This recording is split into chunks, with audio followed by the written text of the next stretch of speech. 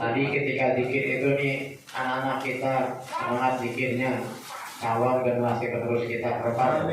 Itu mengingatkan saya ketika majelis kedatangan 12 orang dari cucu pengusaha Abah. Pernah Bu Ade, makanya berkah tuh majelis.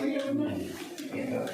Pernah kedatangan cucu pengusaha Abah ada 12 orang. Itu majelis dulu masih belum dipelur, masih kelihatan batakonya. Depannya itu masih pakai sorong kayu, tiangnya pakai pohon cengkeh, kayu cengkeh. Belum di keramik, belum, masih ala kadarnya. Itu zikirnya yang saya kaget itu seperti tadi, keras. Saya pikir kalau orang berlayak sudah makom tinggi, zikirnya pelan. Enggak, luar biasa keras zikirnya. Terbalik dengan kita, zikirnya nyantai. Betul ya? Iya. Kayak tadi tuh, zikirnya keras tuh.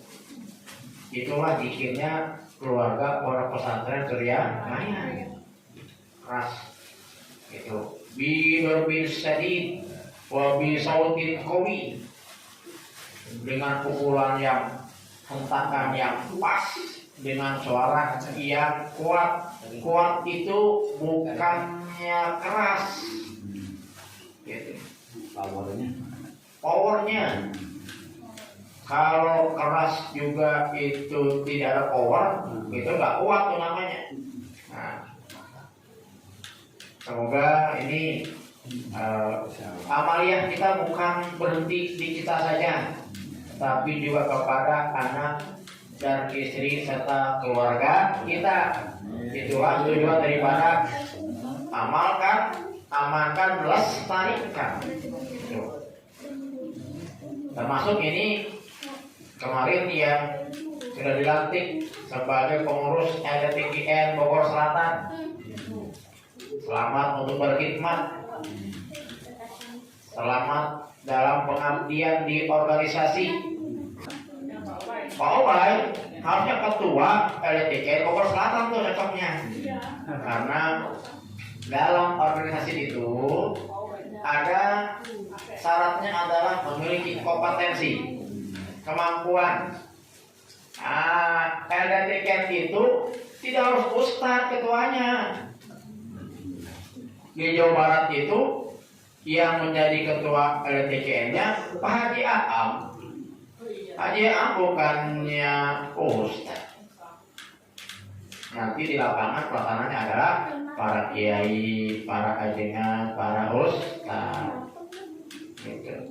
Jadi kompetensi itu bukan sekedar bisa ceramah saja, kompetensi untuk mengatur organisasi. Kalau nggak bisa, mana mungkin jadi kepala sekolah atau Pak ya? Ya. Itu kepala sekolah nggak main-main itu. Itu harus mampu untuk memanage guru-guru, memanage daripada tata usaha, memanage dari para siswa dan juga administrasi kependidikan. Kompetensi, dedikasi, harus bisa bekerja dan menunjukkan tindak kerjanya. Dedikasi, orang punya kemampuan tapi tidak mau kerja, harus tidak dedikasi nanti.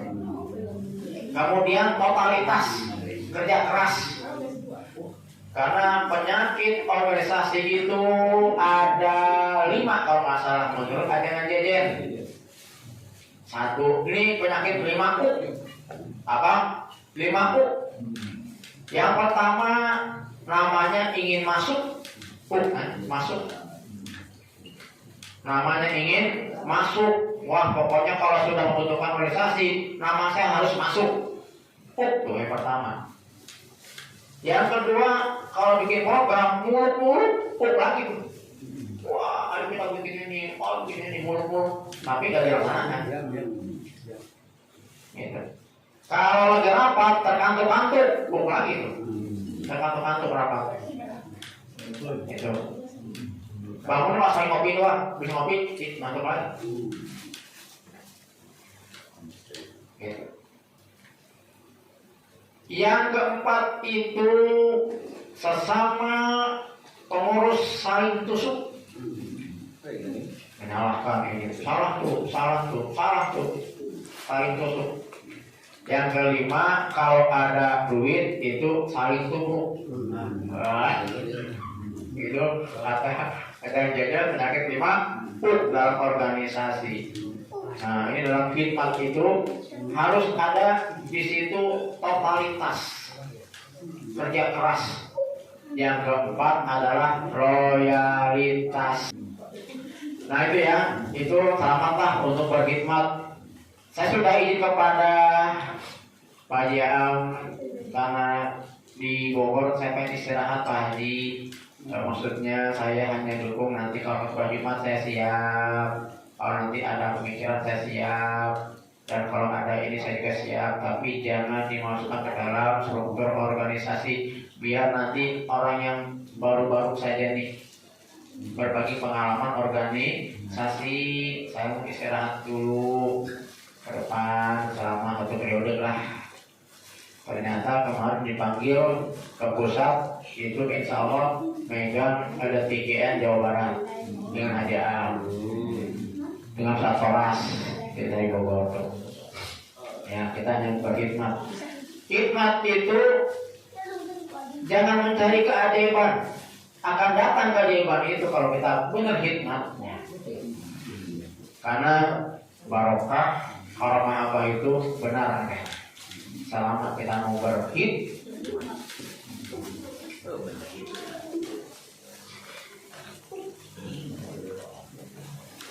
Insya Allah untuk pembangunan majelis sudah hampir selesai.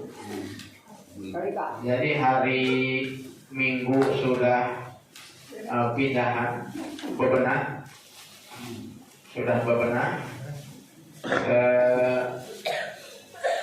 untuk bagian luar terus berjalan. Ini diperkirakan itu 6 bulan pembangunannya non-stop. Ustadz hebat, duitnya habis-habis gitu. Alhamdulillah. Kalau majlis yang lama itu modal pertama 1 juta rupiah. Modal pertama dari Bang Sahat itu beres itu 200 juta. Beres modalnya 1 juta. Kalau kita kan enggak dikasih modal 1 juta dipakai 500.000, kita mah ngaku aja lah gitu. Tapi ini modal 1 juta jadi 200 juta.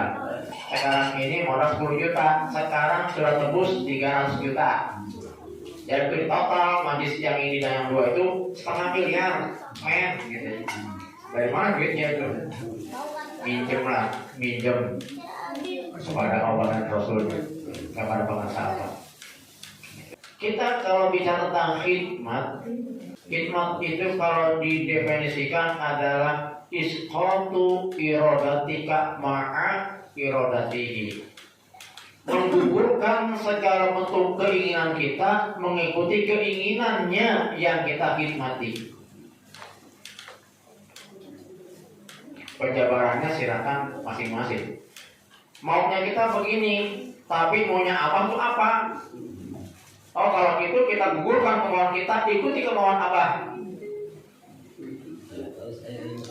Dalam amaliyah misalnya, karena Abah ingin kita yang mau diakomodir setelah sholat kita zikir, ya zikir setelah sholat. Kalau kita pengen zikir jangan banyak,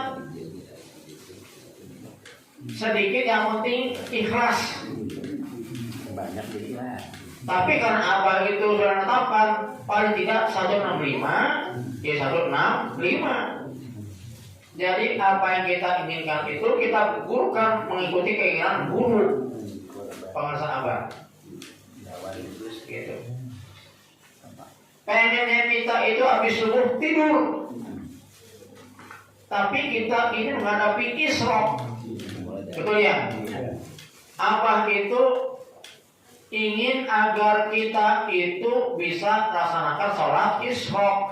Sementara kita pengen habis subuh kita tidur lagi. Kita gugurkan tuh kemauan kita gugurkan keinginan kita untuk tidak tidur, tapi kita mengisi dengan amalia sampai datangnya waktu isya. Zikir, khotaman itu cukup tuh. Zikir, kalau zikirnya panjang, khotamannya yang pendek. Kalau zikirnya itu pendek, khotaman yang panjang. Yang bagus, zikirnya panjang, khotamannya juga panjang. Itu kita gugur kemauan kita, itulah hikmat. Maunya kita mah udah, kita mah zikir aja, katakan aja, nggak usah macam-macam. LDTKN itu hikmat itu untuk melestarikan. Mau kita mah begitu, udahlah kita nggak usah macam-macam, jadi ikhwan lah. Tapi yang diingin guru itu adalah kita bukan saja mengamalkan, tapi juga mengamankan. Terus melestarikan itu dengan organisasi. Itulah hikmat. Dan hikmat jangan mencari keajaiban. Akan datang itu semua kalau kita hikmat.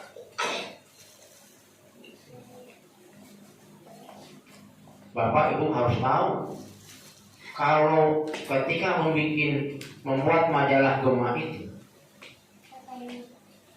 itu kalau ceramahnya 1 jam, saya ngetiknya 4 jam. Kalau aja Jejen itu ceramah 2 jam, berarti saya ngetik 8 jam. Bayangkan, beliau ceramah, saya off dulu diketik. Nanti setelah ketik, dengan ceramah lagi, terkadang kalau ceramah kan sifatnya alami. Dari A, kadang-kadang ke D ke H ke B, pulang balik. Itu ditata dengan rapi A, B, C, D sampai Z. Ya 4 jam. 1 jam itu jadi 4 jam. Kalau 2 jam berapa? Kalau 3 jam 12 jam. Tapi ngapain lebih enak manakib? Hadir manakib, kita ikuti hanya sekian kegiatan, protokol, Quran, tanbih, tawasul, mangkobah, ceramah, bariasif, dapat amplop. Enak kan? Enak. Kalau 1, kalau 3 tempat lumayan itu. Tapi kalau selalu semacam aku nggak keluar kamar sampai hari-hari itu. Kali ngajar, pulang ngajar, masuk kamar lagi. Sudah banyak yang nggak ikut manakib ngurusi majalah Gema itu. Tapi mungkin ini kemauan guru. Gugurkanlah ini itu. Kalau dipikir untuk apa antum? Ini kita jelas ada uangnya. Tapi itulah hikmah. Itulah hikmah. Maka ketika Pak 1 hari itu di kantor Yayasan Bogor, pertama kali akan bikin majalah itu, ditanya apa tujuan Pak Ustadz bikin majalah Gema? Berkah amal. Berkah amal. Setelah sekian tahun itu, orang yang sama menanyakan, apa bukti berkah amal yang Pak Ustadz pernah bilang? Tuh, apa saat parkir di bawah kelapa itu berkah amal? Uang dari mana? Itulah hikmah. Itulah hikmah. Maka dibutuhkan kompetensi, dedikasi, totalitas dan loyalitas dalam berkhidmat itu.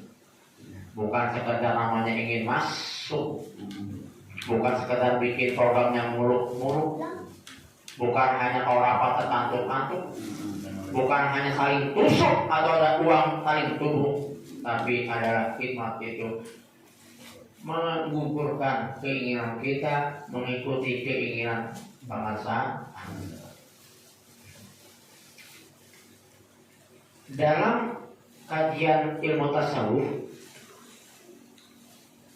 kita akan mengenal istilah ilmu laduni. Jangan kita menerjemahkan ilmu laduni dengan bahasa tinggi, bahasa rendah saja. Di dalam Al-Quran surat Al-Kahfi itu diceritakan bagaimana Nabiullah Musa alaihissalam dipertemukan dengan Nabi Khidir alaihissalam. Khidir itu kata roh hijau. Dikatakan Khidir itu karena setiap kali beliau itu melangkah, itu tanah segersang apapun akan tumbuh tumbuhan yang berwarna hijau. Subur. Setiap yang dilewati oleh beliau itu, yang diinjak oleh beliau itu pasti subur. Itu seperti hati kita yang gersang. Ketika Allah berikan itu, maka akan menjadi subur. Apa artinya orang yang nggak bisa jadi bisa? Ketika sudah mendapat itu, yang tidak bisa menjadi bisa, yang sudah bisa menjadi mahir. Jadi sesungguhnya orang yang sudah bertorikoh itu, sudah zikir itu, pekerjaan jangan ditinggalkan. Dia tukang tembok sehari itu 75.000. Pepanasan dari jam 8 ke jam 4. Tapi setelah manakib dapat kebagian pada tanbih dan tawasul. Dipikir tuh, benar ya, tempatnya enak, dikasih makan, dikasih kopi, tebuluk, dapat sakieu sapoe tilu tempat. Tosweh berarti ayo gawe, moal saya mah rek manakib. Saya pernah begitu, dikritik habis oleh cucu pengasah Allah. Saya bilang begini, makanya saya malu kalau yang malu. Saya bilang begini, waktu itu saya dipanggil oleh pengasah Umi ke Taman Bunga ya Pak Guru ya. Taman Bunga itu adalah hotel Bali kalau nggak salah. Taman Bunga itu yang dulu pernah itu runtuh hotel. Satoras di telepon nggak nyambung. Beliau itu sedang adu tugas di mana? Ngebel ke saya itu Bu Haji Delis almarhumah, cucu pengasah. Ustaz, wayahna ngisi ilmiah di Taman Bunga, ada pengasah Umi dan keluarga besar. Langsung berangkat ke sana. Materinya apa? Nggak tahu, pokoknya berangkat aja. Sampai di sana, alhamdulillah ada Kang Haji Asep, yakin ilmiah, alhamdulillah. Itu keluarga mah kalau sudah manakib dari mulai awal sampai akhir itu tawadu semuanya. Kalau kita kan enggak, beres aja baca Romangkobah, merokok gitu kan. Maka itu mah tawadu terus, luar biasa. Nah setelah beres saya bilang begini, tapi coba sahabat, insya Allah saya mau rajin manakib. Apa katanya?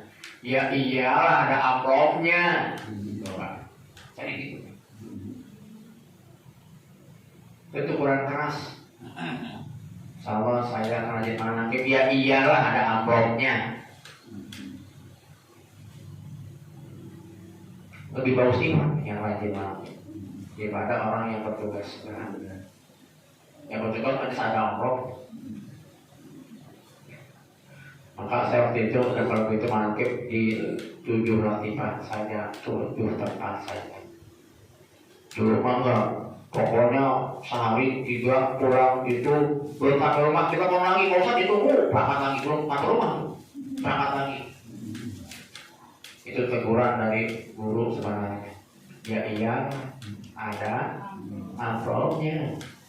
Maka saya banyak bekerja saja, usaha saya. Nah itu memang Bapak Ibu itu merupakan amanah dari orang tua saya, bapak saya yang berat, yang hampir saya nggak sanggup melaksanakan, tapi alhamdulillah sudah dibuktikan. Apa kata bapak ketika saya tamat dari pesantren itu? Bapak mau kamu itu jangan sampai kalau nggak dakwah nggak makan. Yang kedua, bapak ingin itu kamu jadi ustadz yang mengasihi bukan dikasihani. Itu beratnya itu, berat karena kalau dulu itu anak pesantren pasti dia dakwah ceramah ke sana kemari. Tidak boleh dakwah kalau kamu nggak dakwah nggak makan. Artinya dakwah sebagai profesi. Yang lain silakan aja. Ini kan aman orang tua. Yang ngasih saya biaya itu orang tua. Yang ngasih biaya tuan saya itu kepada ibunya, maka jujur pantang bohong, itu amanah ibu. Kalau saya mah itu kan jangan sampai kamu nggak dakwah, sampai kamu nggak makan. Artinya kudu kerja. Yang kedua, jangan jadi ustadz yang dikasih hani, tapi ustadz yang mengasihi. Kenapa itu? Itu terbukti ketika ada teman yang ingin mengumrohkan. Saya bilang begini, jadi bahasa Jakarta, tujuan lo apa ngumrohin gua? Gua kepala sekolah, gua punya rumah, tuh mobil gua tuh. Apa jawabannya? Gue pengen berkah. Bukan karena kasihan Pak Ustadznya. Enggak, saya umrohkan kalau gitu. Jangan jadi Ustadz yang suka dikasihan. Itu zaman dulu begitu tuh. Tahunya Pak Ustadznya. Harusnya Ustadz itu bisa mengasihi, memberikan kepada itu merupakan amanah dari orang tua. Nah, kembali kepada masalah tadi, kita itu berkhidmat dalam kajian tafsir Jailani itu. Ini kisah dari Pak Nabi Musa alaihissalam dan Nabi Khidir alaihissalam, di mana dalam ayat dikatakan fawajada abdan min ibadina ataina rahmatan min indina wa 'allamnahu min ladunna ilma.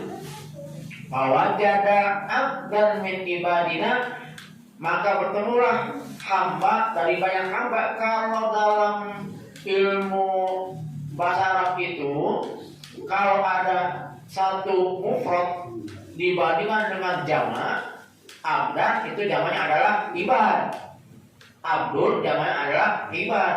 Itu mufrad ke jamak berarti itu khusus pisan, sangat khusus ini si hamba itu. Bukan sekedar hamba, hamba yang khusus.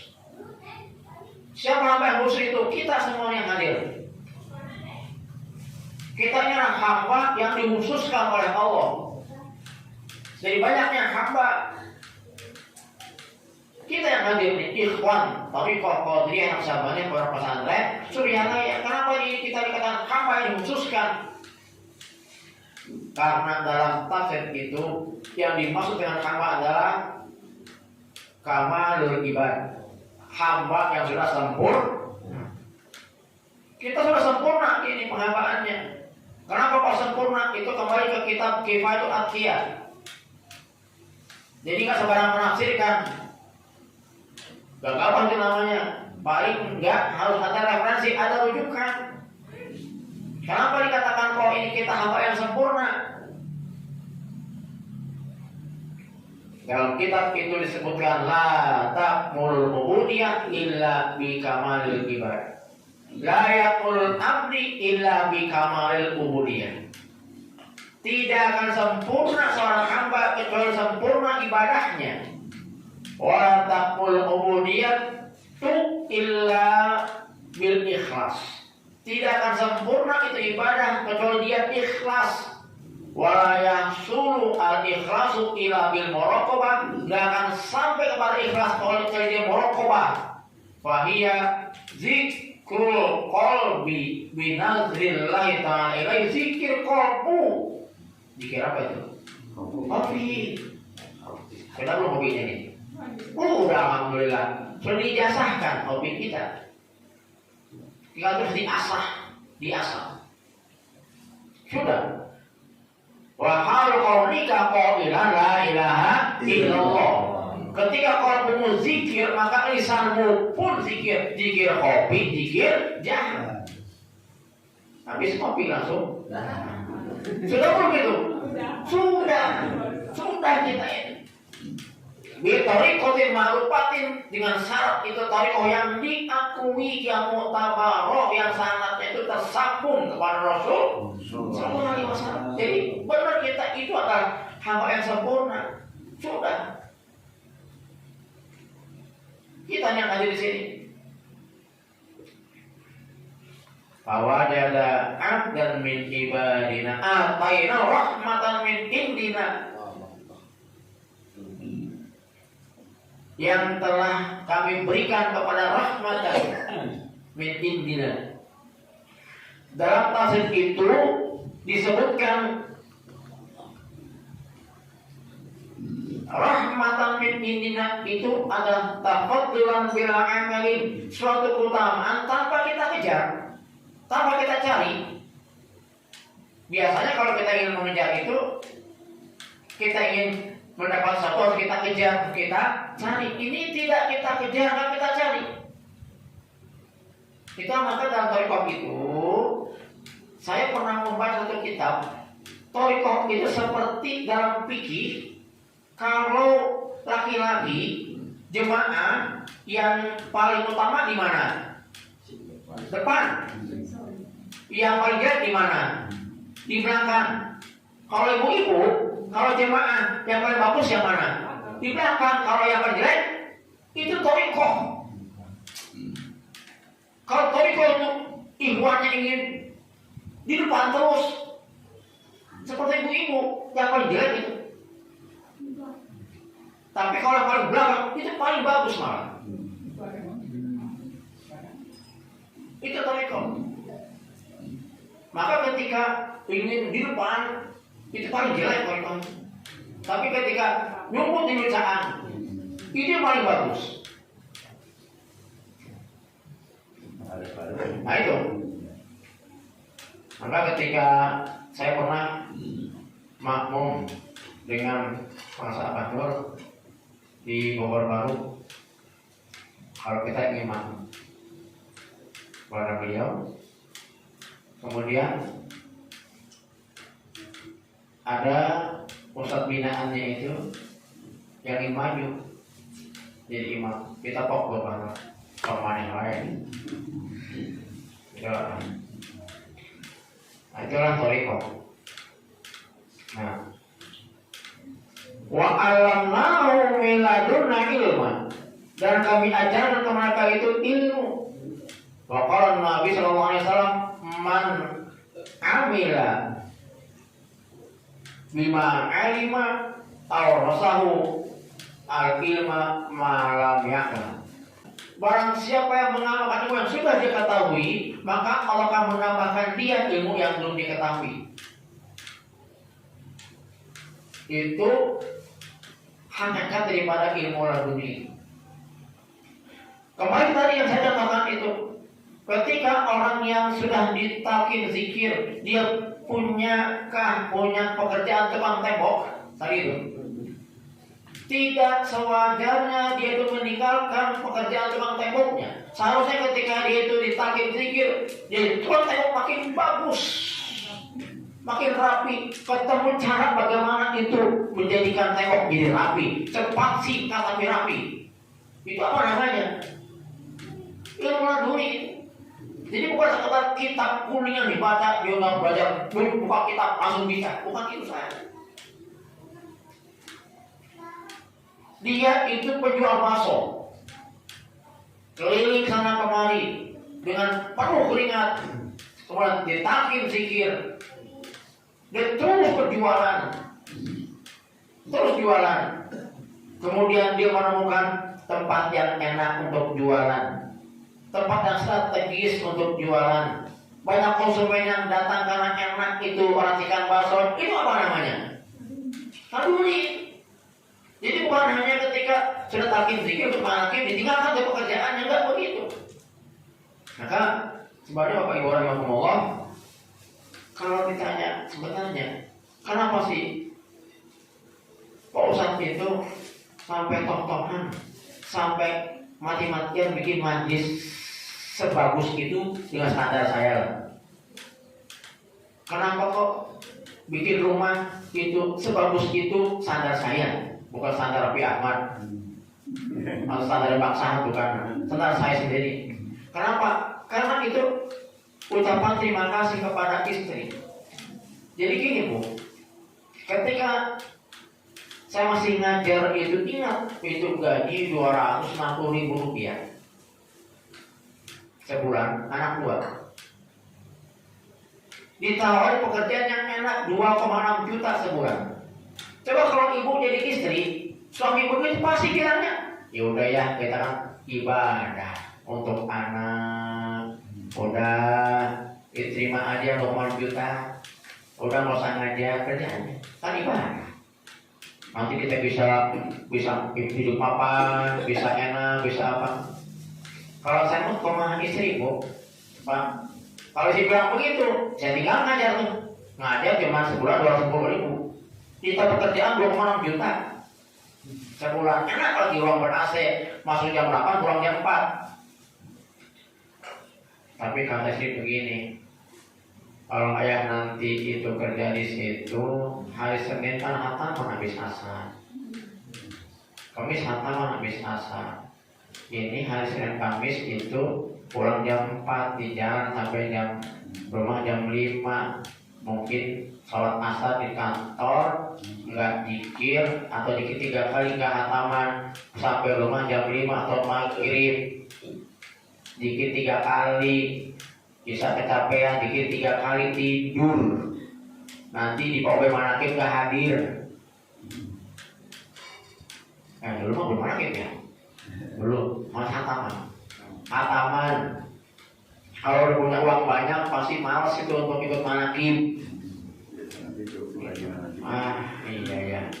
Akhirnya itu tetap jadi guru. Dari situ jadi guru, kuliah bisa S1, kuliah bisa S2. Itu wisuda tanggal 5 Januari, itu Oktober SK jadi kepala sekolah. Kalau tadi kerja di perusahaan itu belum tentu itu maju. Memang bangkrut kok perusahaannya, bangkrut perusahaannya. Jadi ingat itu. Maka istri pernah bilang pengen punya majlis bagus, rumah bagus. Itu. Jadi minimal sebagai tanda terima kasih kepada istri yang telah menyelamatkan iman suaminya. Gitu. Itu betul khidmat kepada. Nah, yang sudah punya pekerjaan ketika manakib dan sebagainya itu tetap bekerja. Jadi pedagang bagaimana begitu kan seharusnya semuanya. Jadi jangan tinggal profesi karena adanya manakib. Nah, kembali situ masalah apa itu yang dikatakan wa alamnau min ladunna ilma, itu adalah suatu ilmu yang bila wasailil kasbi, tidak ada tanpa wasilah kasab. Apa itu kasab? Usaha, kerja. Bila kasih uang tolak atau menuntut ilmu, mencari ta'allum atau belajar, istifadah atau mengambil manfaat dari orang lain. Bal bi mujarradi taufiqina wa fallina iyahu imtinan lahu wa ihsanan alaihi. Tetapi kata Allah sama-sama dari aku limpahkan kepada dia karena ilmu yang kuberikan. Jadi tadi kembali pada konsep tadi, dia bukan tembok, enggak khususnya kuliah arsitektur, tapi ketika zikir diolah zikirnya, diolah rasanya, meningkat kemampuan temboknya. Allah angkat derajatnya, bukan lagi tukang tembok jadi mandor. Allah angkat bukan tukang bakso keliling, tapi punya lapak, punya cabang, punya konsumen tetap. Makin enak itu orang baksonya. Itu apa namanya? Dan jadi guru semakin tajam mengajarnya, semakin dimengerti oleh murid-muridnya. Jadi kepala sekolah semakin bagus manajemennya, diakui oleh semua guru manajemennya. Itu apa namanya? Mungkin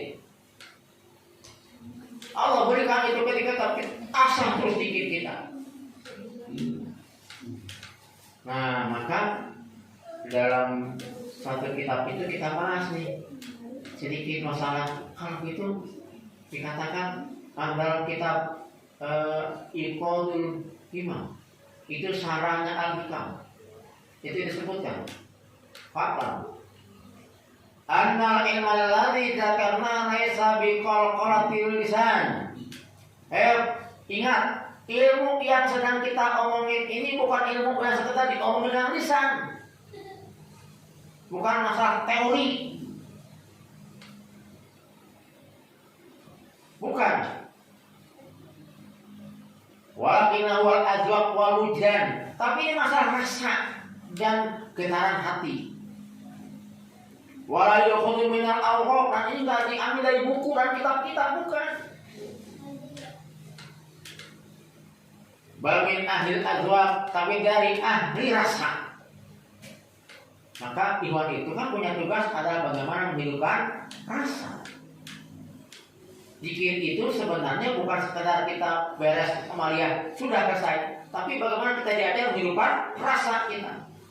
Kalau Bapak Ibu zikir, kalau saya salah. Kalau zikir itu nikmat sekali. Itu tasbih sangat muter, ngambil itu susah berhentinya. Itu sudah ketemu dengan rasa. Tapi kalau itu tasbih seputaran berat banget nggak sampai-sampai, lihat lagi jauh, lihat lagi jauh. Katanya bisa jauh.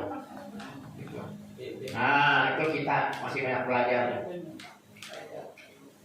Ingat Tuhan saya itu sholat subuh pakai wudu, bisa sudah ketemu rasanya. Kalau kita sholat isya, sholat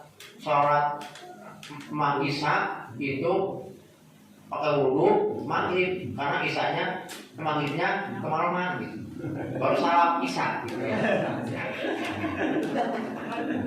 Wah, ini di rekam soalnya mau terbang lagi, kita bang gitu. Nah, ini rasa. Dari mana ilmu itu? Dari ahli rasa, bukan dari kitab, dari kertas, bukan. Dan ini hanya dihasilkan dengan bihidmati rijal wa suhbati ahlil kamal. Yang namanya azwaq itu rasa, getaran hati itu bukan dari kitab, dari ucapan lisan, tapi dengan cara hikmat. Bihidmati rijal, dengan kita hikmat kepada rijal, ya gampangnya kepada ulama hikmat. Akan dapat tuh azwaq dan wujudan tadi, rasa dan getaran hati itu akan dirasakan dengan hikmat rijal, dengan hikmat kepada ulama. Wa suhbatu ahlil kamal, menjadi suhbah dekat dengan ahli kamal. Kalau kita berikan contoh bahasa suhbah itu, saya suhbah kepada Bang Sahat, suhbah kepada Pak Saim, kepada Pak Leden. Sebagai suhbah, maka saya harus ikuti segala kemauannya, keinginannya. Saya harus menutupi segala aibnya kalau ada. Suhbah itu begitu. Kalau sudah suhbah, kalau bahasa kita punya gampang CS kali ya. Kalau sudah CS melakukan itu, maka yang diingat itu kita turuti, kita ikuti. Datang bangsa di rumah, datang Pak saya datang ke rumah anak suhbah. Kata Pak saya, mau kacang hijau bentar, tunggu. Hari kita ke tuh dari Jongkos itu ada tukang kacang hijau, berangkat kita beli kacang hijau, datang ke rumah orang ini harus ada yang panas nih, anak-anak bandrek. Datang lagi, berangkat lagi beli bandrek, serahkan lagi bandrek kepada bahasa yang minta tadi. Kalau kita ada keburukan misalnya, itu tidak boleh disampaikan ke orang lain, cukup kita yang tahu saja dari Allah. Mungkin kita salah menilai, itu sumpah namanya. Maka ketika kita itu pegang kuat itu akan ada diberikan itu yang namanya ilmu tadi. Maka dikatakan iklan, hati-hati, ingat, sesungguhnya ilmu yang kita omongin ini bukan ilmu yang begitu, tapi ilmu yang kita bicarakan ini adalah ilmu yang dihasilkan dari hikmat. Apa hikmat itu? Isqatu iradati kama iradatihi, menggugurkan segala keinginan kita, ikutin keinginan orang yang kita hikmati. Berat? Tapi itulah. Maka Sesungguhnya yang cepat sampai itu bukannya sekedar orang yang jago amaliyahnya, tapi jago juga hikmatnya. Yang berat kan mengamalkan kan, mengamalkan itu. Tapi yang lebih berat lagi adalah hikmatnya. Maka tidak heran kalau ada pernah sekali itu ada yang jadi pernah bicara begini. Tapi kita tidak ngarang mentah-mentah. Artinya itu kita ambil positifnya ya. Gini, orang Malaysia mah, orang Singapura mah lebih dulu sampai daripada kita. Kalau masalah amaliyah, orang Indonesia paling jago amaliyahnya, tapi paling pelit sodakohnya. Orang Singapura itu masalah amaliyah kurang, tapi kuat sodakoh kepada saudaranya. Artinya apa di situ? Artinya di situ ada nilai di mana kita harus beramal juga berhikmah. Inilah pentingnya adanya RDTKN itu, ada GMPS, ada IUBELA, apa istilah ada dibentuk kepengurusan, maka dimulailah lembar hikmat. Harus sungguh-sungguh tidak pernah menyerah dengan itu. Allah siapkan. Kalau sudah kita lihat hikmat, maka Allah siapkan itu prasarana dan perangkatnya.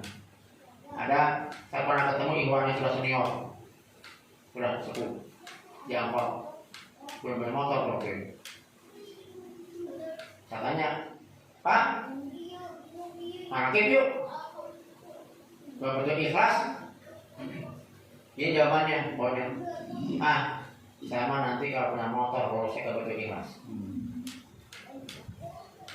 Saya bilang, ya jangan coba motor, kan tangan aja. Cuma tadi kok usah. Ini saya lagi mau go nih, ada proyek pasti beli motor. Kalau saya punya motor, saya KBI. Lama kalau ketemu bukan beli motor, malah jual rumah dia, bangkrut. Gitu. Bangkrut ya. Nah, saya mah yang KBI itu dulu kan susah buat ada KBI itu. Aksesnya susah sampai sekarang. Dulu itu, ya dulu kan nggak ada Grab, nggak ada apa-apa. Angkot juga dulu itu ada nggak kalau dulu yang minggu itu KBI itu? Nah, 17 ya? Hah? 3 kali naik ya? Itu juga kalau masalahnya saya jarang lah ketemu angkot akhirnya jalan gitu. Sambil jalan nunggu angkot sampai mau dekat, kalau udah ada angkot tak tanggungan gitu. Itu jalan gitu, karena susah aksesnya. Jangan berpikir ada tol, belum ada tol tuh. Karena enak, bisa tol keluar Sentul Selatan ya, BI lah gimana bang? Dulu nggak ada, karena enak benar. Udah, hikmat dulu aja, jangan menunggu fasilitas. Saya akan hikmat kalau punya ini, punya itu, kalau begini gitu nggak usah, jalan aja. Nanti akan diberikan fasilitas itu oleh guru. Yang penting tadi itu hikmat mah jangan mencari keajaiban. Datang. Akan datang. Selama kita benar-benar hikmatnya akan datang. Memang ini rumit sekali hikmat itu. Ini bagi contoh gampang. Itu pernah dulu ketika ada KM Pak Hermawan bilang gini, Pak Wahyu ngomong doang, katanya mau bikin majalah Gema yang kecil, bukan yang besar. Tapi ya Allah, macam sih kan nggak bisa. Jadi kalau bisa saya hanya desain saja, cetak nggak bisa, gelap, koek, mongkreng, besar aja. Ada banyak sekali. Tapi karena di situ terus, katanya mau bikin majalah, belum juga. Akhirnya jalan ke stasiun Bogor yang dulu masih banyak kios tuh Pak Guru tuh, belum dibongkar, banyak kios tuh, kios itu. Ya, ada tukang piala tuh itu, ya kan? Tukang buku kaki. Nanti ada percetakan di situ. Katanya, buatnya panjang. Kan kalau nyetak di sini programnya apa ya? Corel. Nah Bapak Ibu, Corel itu salah satu software desain. Dan itu saya pelajari bertahun-tahun gak pernah bisa, sulit. Beli buku berkali-kali gak pernah bisa. Yang tipis, yang tebal pernah beli. Nggak pernah paham-paham, karena sulit ini program ini, CorelDRAW nggak bisa. Kalau pacemaker, Photoshop saya bisa. Tapi itu cetakan nggak menerima pacemaker, tapi CorelDRAW. Aku koma, ini kan saya nggak bisa. Tapi ketika memang niat khidmat untuk bikin majalah Gema yang kecil lumayan besar, Bapak Ibu seminggu bisa.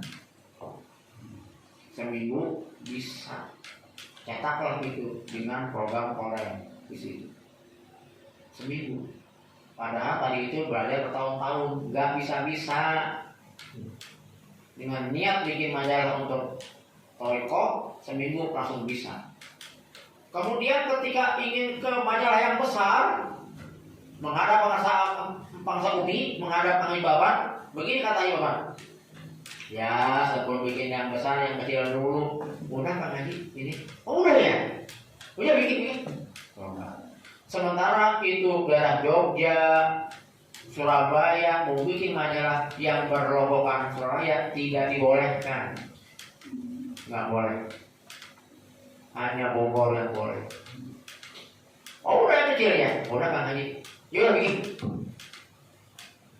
Bapak ngerasa bumi kan bikin itu. Hanya masalahnya kalau majalah yang besar ini nyetak di mana? Saya nggak tahu, nggak punya channel. Itu diingatkan oleh guru. Kamu teh dulu pernah sekian puluh tahun yang lalu pernah ke pasar, itu ada pencetakan pasar apa ya? Berangkat. Itu nggak tahu pasar apa. Dan di mana nggak tahu. Ketemu adanya itu di pasar Senen. Itu ada pasar Nangka namanya, di situ banyak pencetakan. Di sini saya pernah kemarin dulu, potongan lalu ketemu. Tinggal kita ambil di mana pencetakan yang dipilih untuk majalah ini. Jalan bolak-balik, karena kalau salah pilih kan rusak nantinya ke depannya. Mampir ke satu tempat yang itulah jadi pelanggan sampai akhir cetakan majalah Gema di situ. Cocok di situ, langsung cocok, langsung cetak sampai 16 edisi. Itu hanya 6 juta modalnya, 16 edisi. Bapak harus tahu majalah itu kalau satu majalah itu 30 juta biaya, satu majalah, satu terbitan. Gema itu 6 juta, itu 16 terbitan. Itulah namanya keunikan. Kalau kita berhikmat, ada salah jalannya. Jangan dikalkulasi. Uang 1 juta bikin mantis mana bisa. Nggak akan nyampe kok kalau gitu mah. Nggak akan nyampe. Tuh tukang itu, maaf ini di editin. Itu sampai kesel Bu. Kesalnya apa? Seringkali saya bilang sama Yesi, Mang mungkin seminggu lagi nih. Udah yang penting jadi aja lah. Waktunya lanjut lagi.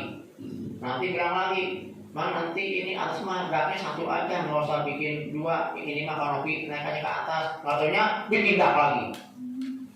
Mang nanti mah ini nggak sampai ngecat. Mang nanti ini pintunya jangan di ini dulu, ini mau pasang pintu panel lah, pintu kayu karena murah. Katanya pasang pintu aluminium lagi. Sampai sekarang masih jalan. Modal 10 juta. Kalau kita hitungnya akal kita, logika kita, nggak akan nyampe Bu, susah.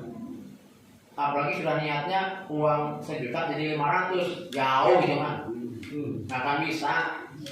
Tapi kalau kita niat uang 1 juta bisa jadi 2 tingkat mantis, bisa kalau kita yakin. Tapi memang ini diuji, keyakinan kita diuji. Bapak, Ibu dikasih oleh Bang Sehat nih warung.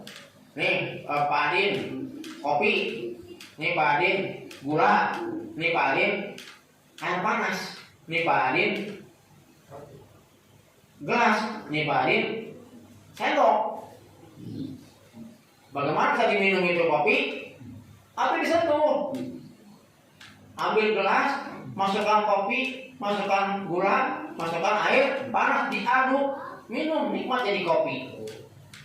Dikasih sudah, tapi kita banyak yang susah meramuknya. Pemanya ketak gula dimasukin ke gelas, diuyuk gulana, diminum air panasnya, diaduk dengan mulut. Nah gitu kan Bu ya? Iya. Sendoknya itu apa? Diambil kopinya, dimasukin ke dalam, diaduk oleh sendok ini mulutnya.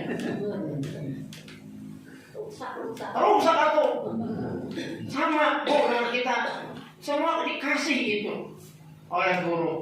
Cuma kita terkadang salah dalam mengolahnya. Sudah dikasih, mengolahnya itu kita belum bisa karena belum mampu. Banyak yang begitu, banyak. Jadi benar kata, saya pernah ngadu Bu kepada salah satu cucu pengasama itu. Itu di Bojonggede ada Iwan ngadu ke saya, dia kalau makan sehari cuma 1 bungkus Indomie untuk anaknya berdua setiap hari. Kata cucu pengasama, jangan dengar Tat, bohong Tat. Benar Teh. Enggak, orang yang dikir itu nggak akan begitu. Benar kan? Bohong Tat, jangan dengerin. Orang sudah dikir nggak akan begitu. Berarti di sini ada kesalahan ramuan. Kesalahan ramuan. Maka sebenarnya kita sebenarnya mengatakan, warna perlu calakan di sini. Alhamdulillah dengan bapak abah. Maka nanti kita syukuran rahmat. Tapi malam minggu nih kalian menang godang ya. Jadi malam Jumat di Bang Sahat ya, betul. Begini nih di Bang Sahat. Malam minggu insya Allah Bismillah di majlis saya. Semoga berhasil. Ini saja yang kita bahas malam ini, semoga ada manfaatnya. Jadi motivasi kita dalam beramal, lebih motivasi dalam kita berkhidmat, dan terutama untuk pengurus yang baru nanti itu kemarin itu semoga bisa menunjukkan kerja nyatanya yang pernah kita merasa telah untuk berkhidmat di organisasi sekalipun. Harus ada hasil daripada amanah itu, dari guru itu amanah harus dilaksanakan. Bagaimana Pak Ustadz, orang yang sudah dikasih amanah jangan mikirin orang lain, jadi kita aja. Tetap di Bang Sahat nanti jadi imam gitu, mau nanti udah tetap aja sih. Tetap kita berkhidmat di situ. Harus hidupkan di Bogor Selatan, harus maju. Gitu Bang Sahat ya. Semoga ada manfaatnya dan semoga kita ini diberikan keistiqomahan dalam ibadah melalui amaliyah thariqah qadiriyah Naksabandiyah Pondok Pesantren Suryalaya, dan semoga kita tidak murid para pengasabah, amin ya rabbal alamin. Terima kasih saja. Hadanallahu wa iyyakum ajma'in. Ahlul kalam. Assalamualaikum warahmatullahi wabarakatuh.